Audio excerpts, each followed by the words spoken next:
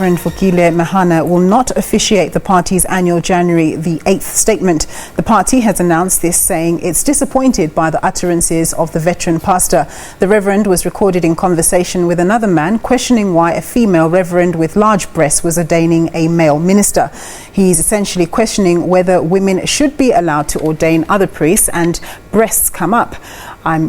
He then says, I'm Thembu and an African theologist.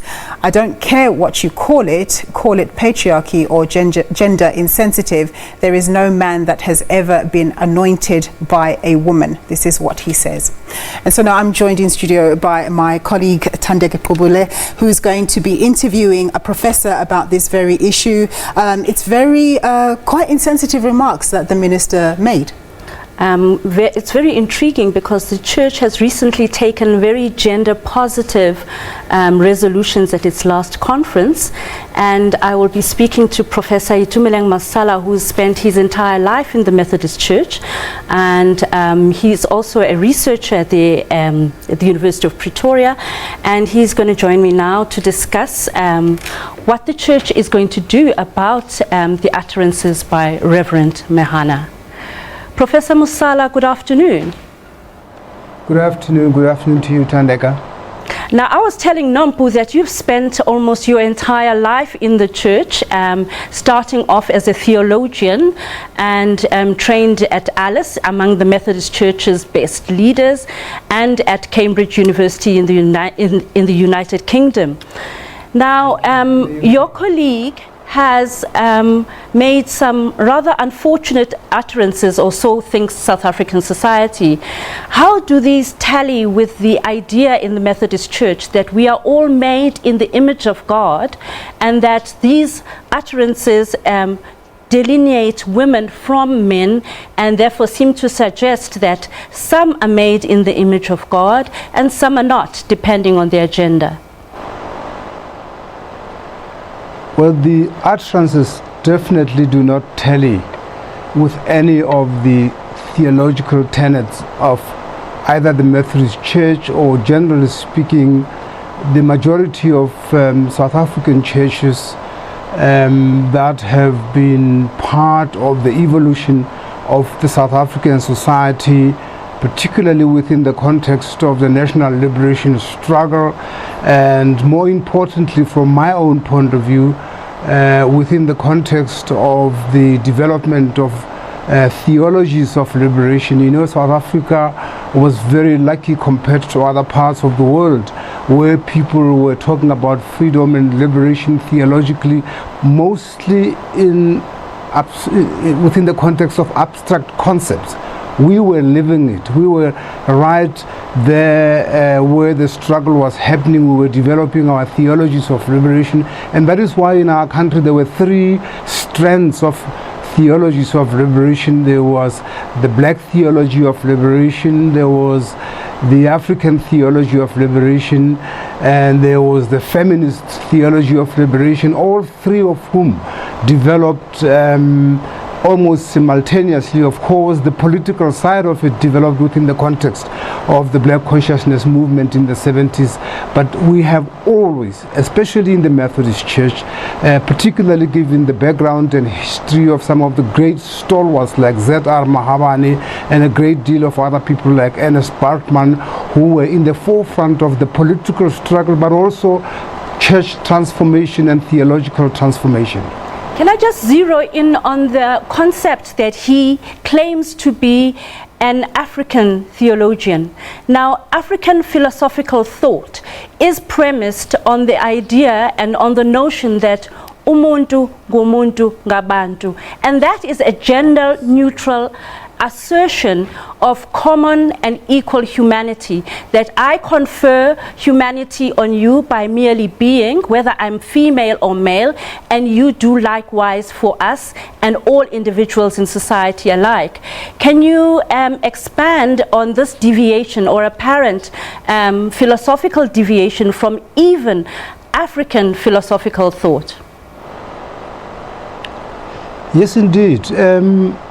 I think that, it's not for me to speak for Reverend Mehana, or to even try to get into his consciousness and his mind at the point of uttering the statement about being an African theologian. I just do not think that he meant that in the way in which we talk about African theology. Like you have just pointed out, African theology is more than the fact that there's an African person behind the articulation. African theology is a very powerful epistemological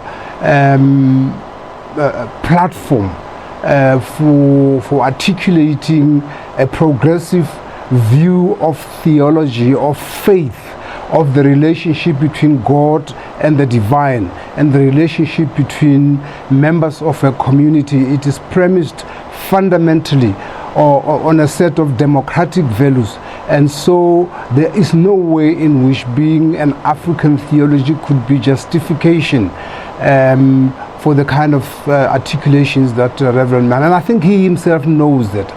It just evades me why it is that he would have invoked the concept of African theology with respect to the views he was articulating on that day. Now, Professor, the Methodist Church has been in South Africa since the mid-1700s, since John Irvin, a British soldier, came to this country and evangelized for John Wesley and his brother Charles Wesley. But has there ever been a stage in Methodism, in its history in South Africa, where the church's constitution comes into conflict with the national constitution? I will tell you what has happened. There has been an anachronism historically. Theologically, the Methodist Church has always been progressive. But because the church is as much a product of society and a cultural institutional reflection of the society in which it was, the Methodist Church was as colonial as the colonial society that the British missionaries brought to South Africa.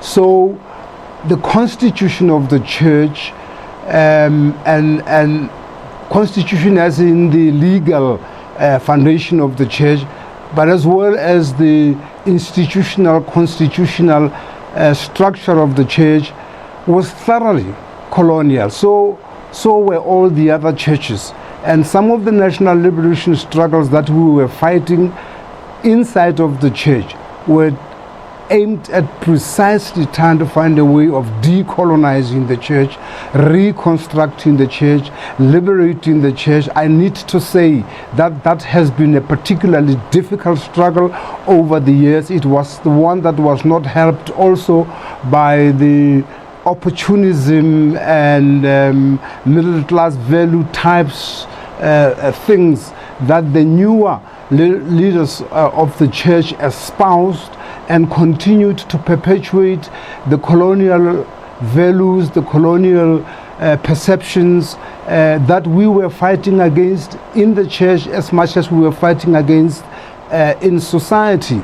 So my position on these matters is that theologically the Methodist Church turned the corner a long time ago, but empirically and institutionally it is actually in very many ways in conflict with the Constitution. Of course, I'm not trying to say the Constitution is the best thing there ever is. The Constitution itself carries some of the colonial features that we were fighting against.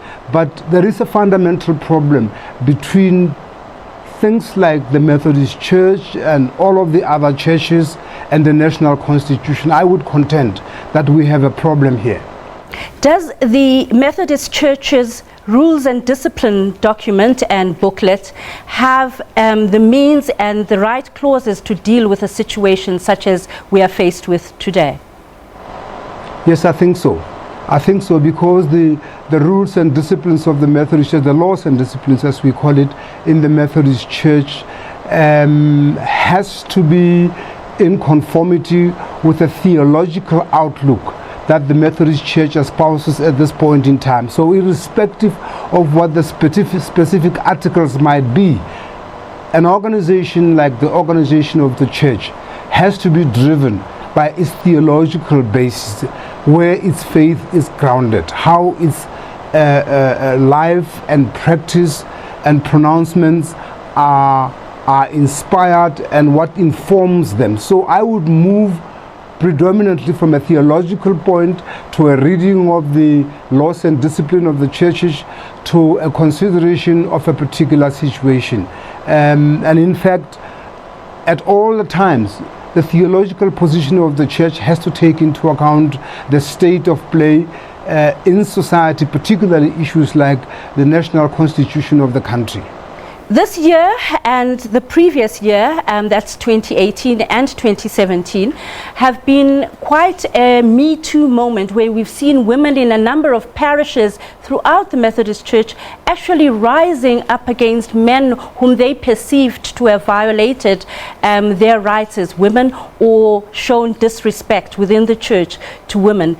The case at the Central Methodist Church, a case in Bryanston Methodist Church in Johannesburg, and spread out throughout the congregations in the country. There's been quite a Me Too movement in the church itself. Can you comment on that? Yes, I can, and I think I should, particularly as a theologian. One of the tragedies of the churches on the ground, the situation of the churches on the ground, and if you like, the intellectual level of the leadership of the churches, is that we have completely failed to share the theological literacy that we have been privileged to be exposed to.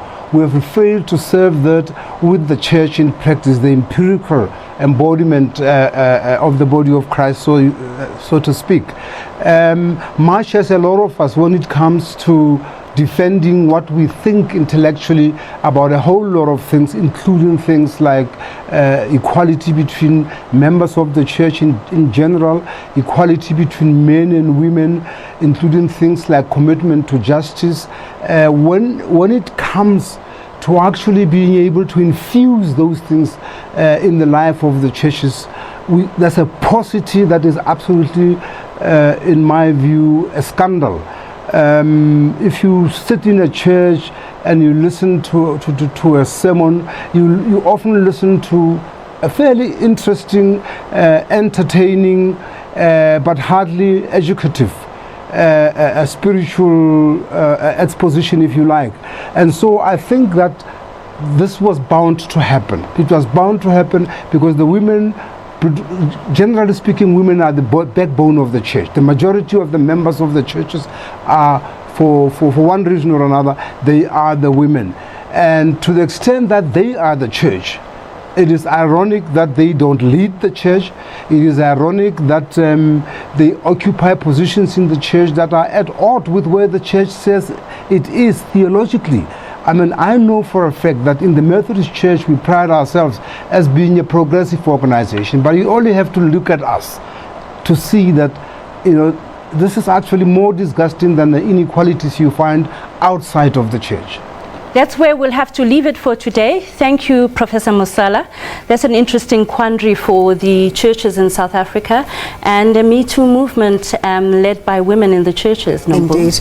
Well, that's my colleague and my boss, in fact, Thandeka Gqubule, just speaking to the professor there. That's a wrap from us on On Point. Up next at the top of the hour is SA Today.